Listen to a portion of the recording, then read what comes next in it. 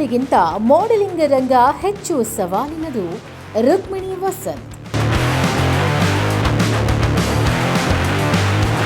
ಚಂದನವನದ ಬಹುಬೇಡಿಕೆಯ ಸುಂದರಿ ಹಾಗೂ ಪ್ರತಿಭಾವಂತ ನಟಿ ರುಕ್ಮಿಣಿ ವಸಂತ್ ತಮ್ಮ ನಟನೆಯ ಮೂಲಕ ಸ್ಯಾಂಡಲ್ವುಡ್ನಲ್ಲಿ ಹೊಸ ಸಂಚಲನ ಸೃಷ್ಟಿಸಿದ್ದಾರೆ. ಸಪ್ತಸಾಗರದಾಚೆ ಎಲ್ಲೋ ಚಿತ್ರದ ಮೂಲಕ ಮನೆಮಾತಾದ ಇವರು ಕಾಂತಾರ ಚಿತ್ರದ ಕನಕವತಿ ಹಾಗೂ ಸ್ಟೈಲಿಶ್ ಫೋಟೋಶೂಟ್ಗಳ ಮೂಲಕ ಸದಾ ಸುದ್ದಿಯಲ್ಲಿದ್ದಾರೆ. ಪ್ರಸ್ತುತ ಕನ್ನಡ, ತಮಿಳು ಹಾಗೂ ತೆಲುಗು ಚಿತ್ರಗಳಲ್ಲಿ ಬ್ಯುಸಿಯಾಗಿದ್ದಾರೆ. ನಿಜ ಹೇಳಬೇಕಂದ್ರೆ ರುಕ್ಮಿಣಿ ವಸಂತ್ಗೆ ಇನ್ನೂ ತಮಿಳಿನಲ್ಲಿ ಸರಿಯಾದ ಹಿಟ್ ಸಿಕ್ಕಿಲ್ಲ. ನಟಿ ವಿಜಯ್ ಸೇತುಪತಿ ಜೊತೆ ಎಸ್ ಚಿತ್ರದ ಮೂಲಕ ಕಾಲಿವುಡ್ಗೆ ಎಂಟ್ರಿ ಕೊಟ್ಟರು. ನಂತರ ಶಿವಕಾರ್ತಿಕೇಯನ್ ಜೊತೆ ಮದರಾಸಿ ಚಿತ್ರದಲ್ಲಿ ನಟಿಸಿದ್ದಾರೆ. ಈ ಎರಡು ಚಿತ್ರಗಳು ನಿರೀಕ್ಷಿತ ಯಶಸ್ಸು ಕಂಡಿಲ್ಲ. ಆದರೂ ರುಕ್ಮಿಣಿ ವಸಂತ್ಗೆ ಹಲವು ಭಾಷೆಗಳಲ್ಲಿ ಅವಕಾಶಗಳು ಲಭಿಸುತ್ತಲಿವೆ. ಇದಕ್ಕೂ ಮೊದಲು ಕನ್ನಡದಲ್ಲಿ ರಿಷಬ್ ಶೆಟ್ಟಿ ಜೊತೆ ಕಾಂತಾರ ಚಾಪ್ಟರ್ 1 ಚಿತ್ರದಲ್ಲಿ ನಟಿಸಿದ್ರು. ಇದು ಆಕೆಯನ್ನ ಬಾಲಿವುಡ್ಗೆ ಕರೆದೊಯ್ತು. ಇದರಿಂದಾಗಿ ಅಭಿಮಾನಿಗಳು ಆಕೆಯನ್ನ ನ್ಯಾಷನಲ್ ಕ್ರಶ್ ಅಂತ ಕರೆಯೋಕೆ ಶುರು ಮಾಡಿದ್ರು.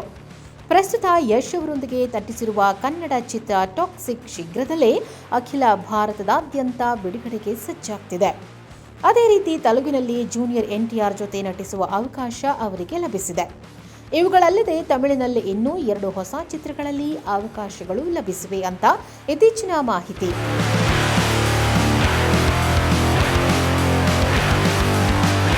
ರುಕ್ಮಿಣಿ ವಸಂತ್ ಮಾಡೆಲಿಂಗ್ ಕ್ಷೇತ್ರದಿಂದ ಬಂದವರು ಅಂತ ಅನೇಕರಿಗೆ ಗೊತ್ತಿಲ್ಲ.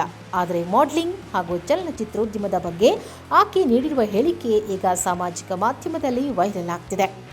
ಚಲನಚಿತ್ರಗಳಲ್ಲಿ ನಟನಟಿಯರು ಪಂಚ್ ಡೈಲಾಗ್ಗಳನ್ನು ಹೇಳಿ ಆಕ್ಷನ್ ದೃಶ್ಯಗಳಲ್ಲಿ ನಟಿಸಿ ಮ್ಯಾನೇಜ್ ಮಾಡಬಹುದು.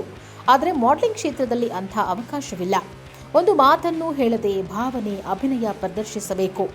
ಮಾಡೆಲಿಂಗ್ ರಂಗದಲ್ಲಿರುವ ಸುಂದರಿಯರಿಗೆ ಇದು ದೊಡ್ಡ ಸವಾಲು.